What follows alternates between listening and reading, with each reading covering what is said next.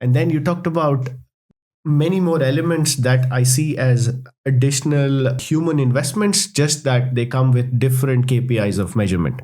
So in future, if you are looking at, let's say, 100,000 agents running in a large organization, of course, managed and deployed by a central team with foundations, how do we see the role of experts then around it? What kind of measurements are we ascribing to those human experts? And what kind of career paths do we see for existing experts who probably think there is no future for them? But probably based on what I'm hearing, I'm already hearing multiple new job roles coming up. So any thoughts on what are these new job roles in a world where you're managing such a control plane at an org level?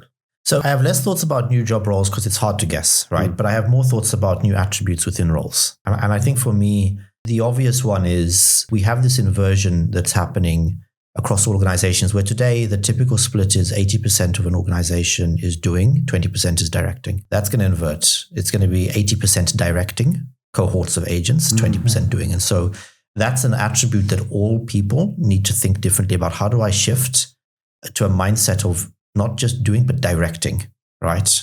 On my behalf. We will all be managers in the future. We will all be directors. The second is, we were talking a little bit about this earlier when it comes to software engineering, but it applies to any domain. Critical thinking. Like that's going to be really important because we still need to be able to have the overall judgment, the overall sense. The world is a messy place. Decisions are not always clean. To help to orchestrate these cohorts of agents in any role as well. And then the final thing I'll say is that I think there's two dimensions. People are tempted to say, oh, the world is becoming agentified. I must become an AI expert.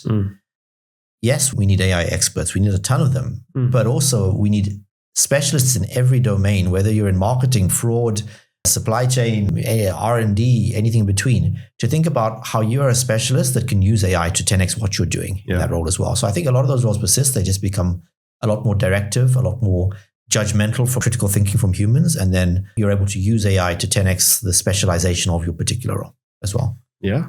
I totally agree. And we haven't reached yet the level that model can generate new knowledge, right? Probably in the future, in 10 years, this might happen. Right now, all this knowledge that the agents use comes from humans. Yes. You need to instruct how an agent will work, right? You need SMEs to know how to instruct those with the right way. You need SMEs to create this context that an agent requires in order to be precise with your own business workflows and processes and products as well. So for me, SMEs, we are moving from a place that we don't have now people that they do just, as I told you earlier, right? They have a stamp and they did it on the paper. They need to use their knowledge to do something meaningful. So I suggest all the people, they need to specialize on something in a specific vertical, let's say, have deep knowledge, and then use AI as an assistant in order to achieve more. Indeed. That brings Craig's point of being managers of agents. You need to own and manage them, not just create, but also manage. And guess what's coming? An entire generation who does this natively out of university. And they're going to disrupt a lot of us in the current workplace if we don't also drive that adoption. Because when I came out of university, I was looking for a company where I'd have an internet connection.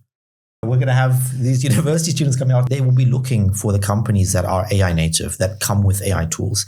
They will probably come and say, and I'm waiting for the time where a new entrant into an organization is going to say, can I bring my 5 or 10 agents with me as part of my employment contract? Because they help to work with me. So they're going to drive this change in roles, this change in culture as this new generation comes through.